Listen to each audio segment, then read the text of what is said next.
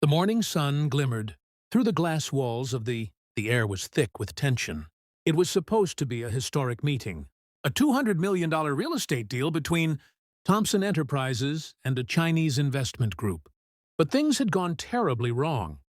William Thompson, the company's founder, wiped sweat from his forehead.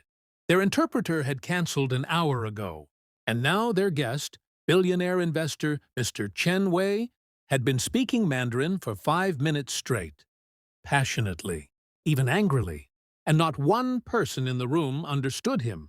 At the far corner of the meeting table, Ricardo Montero, the company's arrogant vice president, smirked as he leaned back in his chair. "If anyone can translate what he said," Ricardo laughed, pointing at the maid serving coffee, "I'll give my job to her mother." The laughter echoed through the elegant conference room. The maid, Carmen Silva, stood still, coffee tray in hand, eyes down. For 7 years, she had cleaned every inch of this mansion. She knew every corner of its marble floors, every secret whispered behind these glass doors. She was used to being invisible, but today, the laughter cut deeper than usual. Outside the room, Carmen's daughter Letitia stood in the hallway, frozen. She had arrived early from UCLA, hoping to surprise her mother before her shift ended. Instead, she was witnessing her being mocked like entertainment for rich men. Ricardo's voice carried again. "Come on, Carmen," he said with a cruel grin. "I bet you picked up some Chinese washing dishes, huh?" More laughter. Even William chuckled nervously, desperate to ease the tension. Only Mr. Chen didn't laugh. His eyes, sharp and cold, reflected deep offense. In Chinese culture, mocking someone older or treating workers with disrespect was a serious insult. Carmen lowered her gaze. "I'm sorry, sir," she whispered. "I don't understand Chinese." Ricardo slammed his palm on the table. "Of course you don't. But let's make this interesting. If your maid can translate what our Chinese friend said, I'll give her my job. What do you say, William?" The room burst into laughter again. Outside, Letitia clenched her fists. She wasn't just angry, she was calm, dangerously calm. What Ricardo didn't know was that she had been studying Mandarin for 7 years. And what none of them knew was that she had spent the last 4 years majoring in international relations, specializing in the Asian market. She took a deep breath. 5 minutes, she whispered to herself. That's all I need. Inside, Ricardo continued his show. "Let's raise the stakes," he said. "If she translates even one sentence, I'll pay for her daughter's entire college education." The laughter grew louder. William Thompson sighed. "Carmen, come here. Let's end this nonsense." Carmen stepped forward, trembling slightly as every eye in the room turned toward her. 7 years of loyalty, and now she was being used as a joke. "I'm sorry, Mr. William," she murmured. "I can't—" "Try anyway," Ricardo interrupted. "Say anything in Chinese. Maybe Mr. Chen will be impressed." Outside, Letitia could no longer stand it. This wasn't just about humiliation. It was about dignity. She had spent years watching her mother bow her head, swallowing every insult so she could keep her job. Not anymore.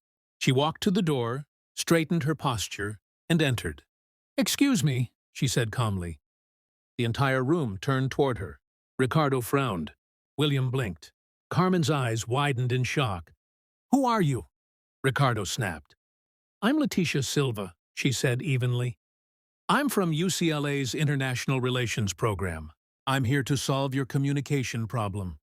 "Communication problem?" Ricardo sneered. "And who exactly invited you, Miss Silva?" Letitia smiled slightly. "No one. But I believe your company needs me right now." She turned toward Mr. Chen and spoke fluent Mandarin.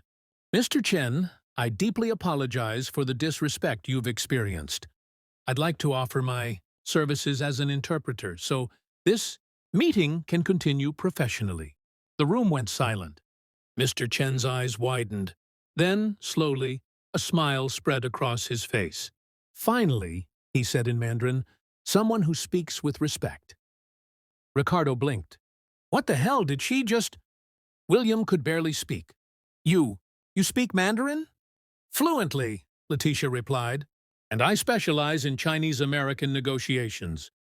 Ricardo stood, his face red with disbelief. "Wait, aren't you the maid's daughter?"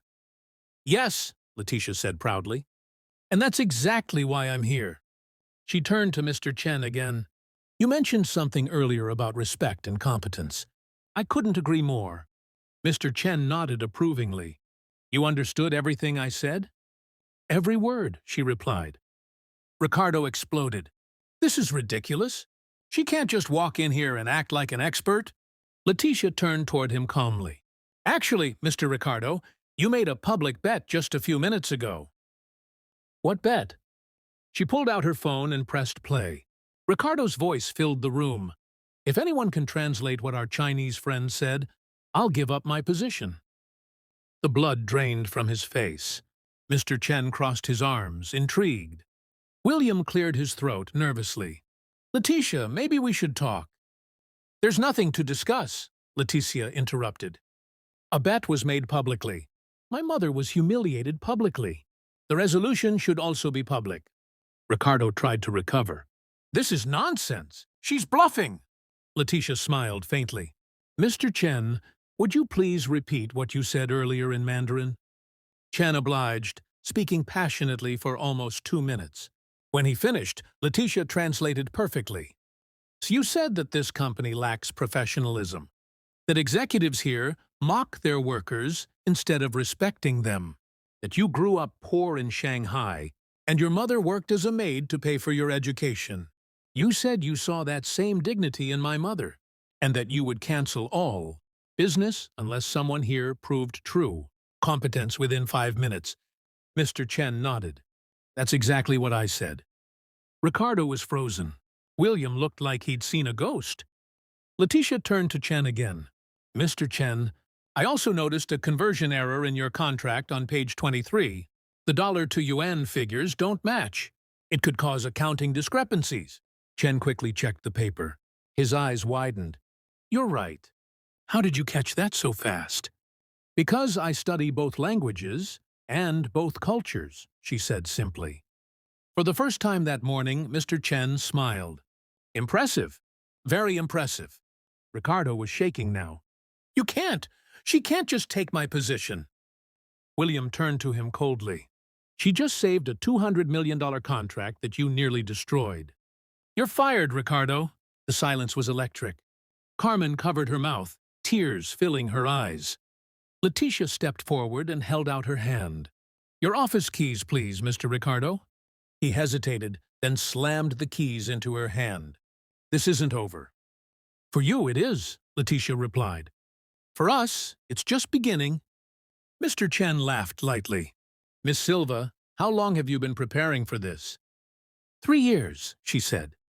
"I didn't know you'd be here today, but I've been preparing for any opportunity, just in case." "And the translation app you showed me?" he asked. "Oh, that's my final year project," she explained.